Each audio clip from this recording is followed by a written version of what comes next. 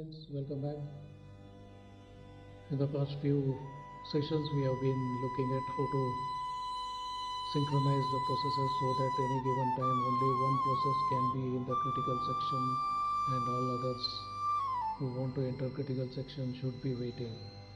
We started our journey with a software based solution, that's a Peterson's solution, and then now we are into the hardware based solution where the synchronization techniques are implemented while designing the processor chip. So it's a hardware implemented thing, and it's going to be more useful compared to the software solution. And in case of uniprocessor system, in the last session we had seen that just disabling the interrupts can prevent any context switches during the critical sections. That means before entering critical section of any process, if the process can disable all the interrupts, then there won't be any chance of any other process getting access to the CPU, and hence there won't be any other process executing until the interrupts are enabled again. No shifting or switching of the processes running is possible, therefore it can be easily implemented. But the problem is only in case of multiprocessors. If we try to use the same logic like disabling the interrupts of a processor, so a process is attached to some processor, and if that process wants to enter the critical section, we can ask the interrupts to be disabled. But the problem here is the interrupts of that particular CPU only gets disabled, but the interrupts of other CPUs continue to work, and because of this other CPUs can still access the shared memory simultaneously, and that leads to a problem, inconsistency and all that. So that's not going to solve our problem. So we need a special mechanism that works across all the CPUs and ensures mutual exclusion. So what we want is something like any process. When we look at it, it's an alternate sessions of critical section and remainder section, critical section and non-critical sections. Alternately they will be working. Whenever shared resource is to be used, we call it a critical section. Whenever we are not using shared resources, we call it non-critical section, and this keeps working in alternation. And whenever we are trying to enter the critical section, we try to acquire what we call a lock, and this lock should be available or should be useful for all the CPUs in our system. So we should acquire the lock first and then enter into the critical section, and once we are done with the critical section, then we release the lock, and then we continue with our non-critical activities. And next time when we come across another critical activity, then this do loop continues till the whole process is done. Okay, how this can be done? So this is what we can say, that Test&Set is one such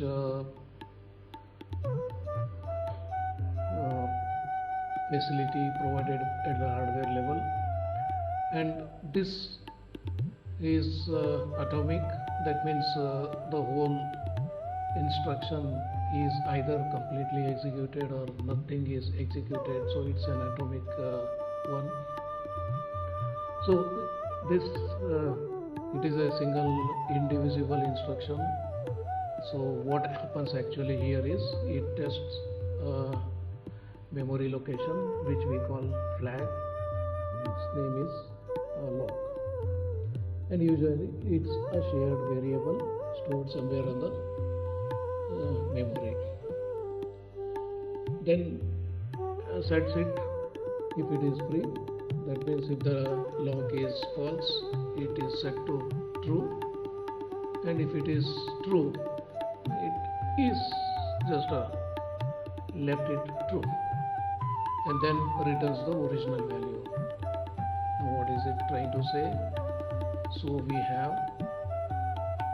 instruction test and set, and when this instruction is executed, it just looks at the position where that lock variable is, and then if that lock variable is true or false, whatever it is made true. If it is false, and the original value is returned back. So if it was free, it returns free. If it was false, it returns false. If it is true, it returns true, and so on. So let's check. It's definitely looks confusing. So this entire action, so that is reading the variable, setting the variable, and returning the value, all these three operations are done at atomic level. That means all three operations are done completely. That is, all three are done or none of them are done. So this entire action is performed atomically across all the processor using bus locking or the cache coherency protocols. So here it's not just disabling the interrupts, but what we do here, the bus which is common to all the processors, that bus itself is locked, so that any other processor tries to use the variable lock, it is not accessible, because bus is not available to use them. So lock is a variable in the memory location. It may be a boolean or integer that is shared among all the processors, and it's an atomic instruction, operates on that memory address. So let's check what it does. Test and set. It's an atomic hardware instruction used to implement locks, widely used in building spin locks and ensuring mutual exclusion in multiprocessor systems, and that is the code for the test and set. So here we feed the position of the target, which we call the lock, and the first thing is the condition of the lock is stored somewhere else, and then we write true there, and that whatever old value was there which was stored earlier is returned back. So what is advantage of doing this? Let's check that. So some process wants to enter critical section, then it starts working here, and it just runs this instruction, that is atomic instruction test and set, and gives the address of what we call the lock. Now here every shared resource will have its own lock.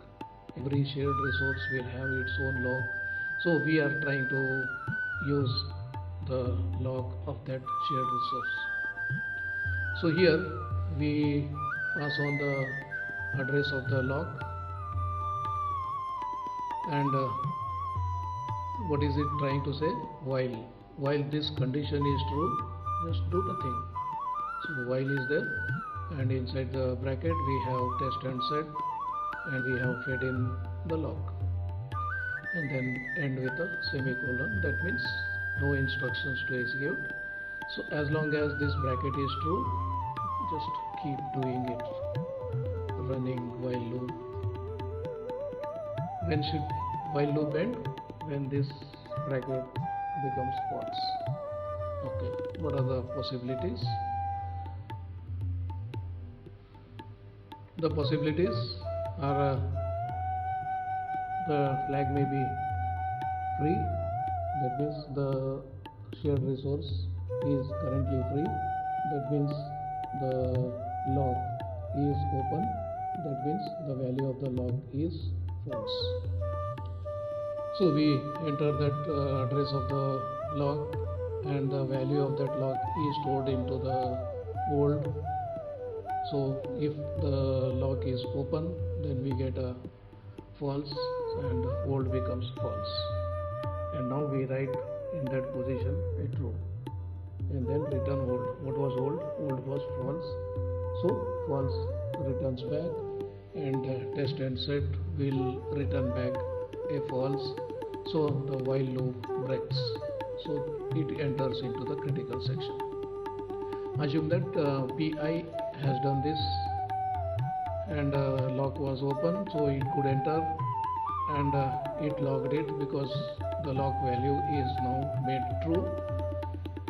Now assume that while PI is working in its critical section, PJ also wanted to enter this critical section, then it also executes this line.